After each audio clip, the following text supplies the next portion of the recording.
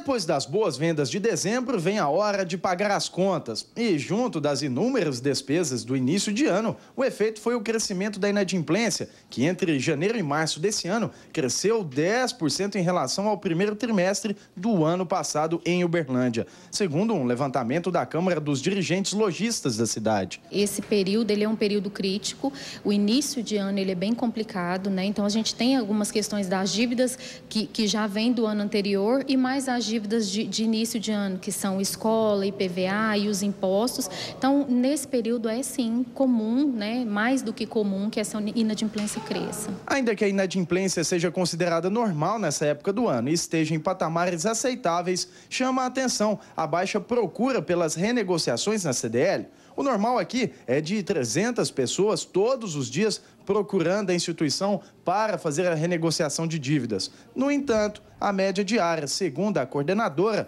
foi de pouco mais de 150 pessoas no mês de abril. Esse mês nós tivemos poucas pessoas aqui, né? Nós tivemos uma queda no número de pessoas procurando para fazer essas negociações, né? A gente atribui aí a várias outros tipos de contas que as pessoas têm também, né? De questão da casa própria, do carro que já foi financiado. Então tem algumas prioridades. O que chamou a atenção na cidade é que enquanto as renegociações de dívidas em Uberlândia caíram pela metade em abril, em todo o país elas cresceram. E a recuperação de crédito ajudou, inclusive, no contrabalanceamento da inadimplência em todo o país. A média da inadimplência, tanto no trimestre quanto no mês de março, em relação ao ano passado, cresceu mais de 10%.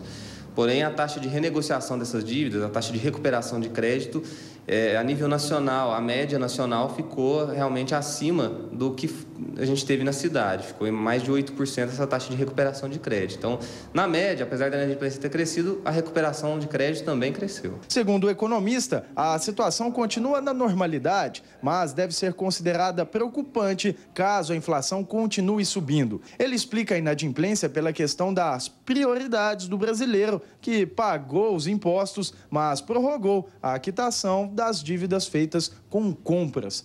Nos 3 primeiros meses do ano é natural que a inadimplência cresça um pouco. O brasileiro ainda está pagando algumas compras de fim de ano.